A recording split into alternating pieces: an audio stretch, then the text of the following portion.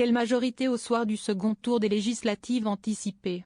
L'incertitude qui pèse sur le scrutin oblige l'exécutif à anticiper l'après. Selon la newsletter Politico, les petites mains de l'Élysée et de Matignon s'activent depuis plusieurs jours pour publier avant le 8 juillet les décrets d'application de certains textes de loi. Toujours en suspens. Une parution qui nécessite parfois un avis du Conseil d'État.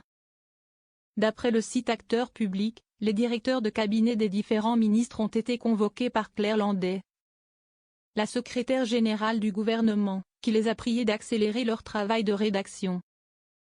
Contacté par Public Sénat, l'entourage du Premier ministre n'a pas donné suite à nos sollicitations. D'après le baromètre de l'application des lois mis en place par l'Assemblée nationale, une vingtaine de décrets d'application ont été publiés depuis le 9 juin et l'annonce de la dissolution, sans que l'on observe d'inflation ou de ciblage particulier sur un texte de loi plutôt qu'un autre.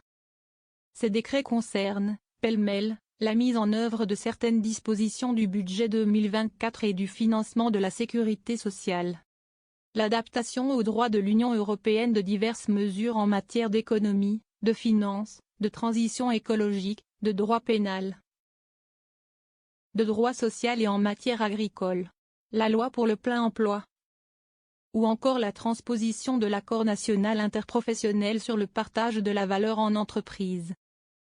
10 décrets sont en lien avec des mesures de santé, relatives aux lois Valetou et Rist, ainsi qu'au budget de la sécurité sociale, notamment sur l'habilitation des pharmaciens à pratiquer la vaccination ou à délivrer sans ordonnance certains médicaments, mais aussi sur le prolongement jusqu'en 2030 de l'exercice provisoire des professionnels de santé ne remplissant pas les conditions de nationalité et de diplôme normalement applicables dans certains territoires d'outre-mer, comme Mayotte.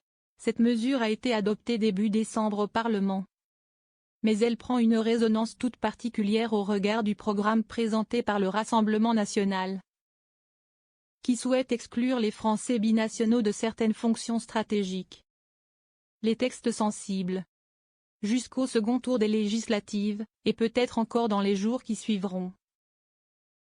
Il sera pertinent d'observer si le nombre de décrets d'application relatifs à certaines lois, plus sensibles que d'autres, aura tendance à grimper. En l'occurrence les textes budgétaires, desquels dépend la mise en œuvre des politiques publiques. Sur les 120 décrets d'application que nécessite la loi de finances 2024, seuls 23 ont été pris à ce jour. Et seulement 9 sur les 121 mesures d'application que réclame la loi de financement de la sécurité sociale. Aucun décret n'a encore été publié sur la très polémique loi immigration, condamnée par la gauche et jugée insuffisante à droite de l'échiquier politique. Même chose pour la loi Kasbarian, visant à protéger les logements contre l'occupation illicite, qui a été très largement dénoncée par la gauche.